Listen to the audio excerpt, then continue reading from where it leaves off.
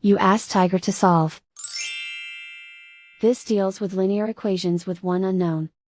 The final result is x equals -7. Let's solve it step by step. Simplify the expression. Expand the parentheses. Simplify the arithmetic. Expand the parentheses. Simplify the arithmetic.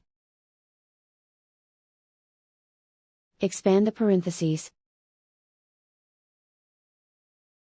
Group like terms.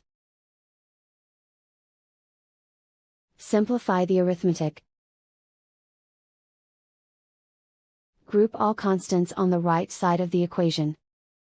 Add 63 to both sides. Simplify the arithmetic.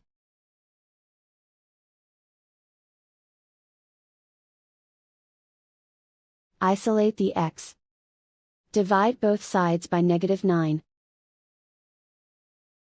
Cancel out the negatives. Simplify the fraction. Move the negative sign from the denominator to the numerator.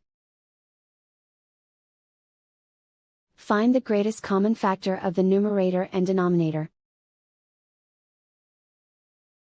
Factor out and cancel the greatest common factor. And so the final result is x equals -7.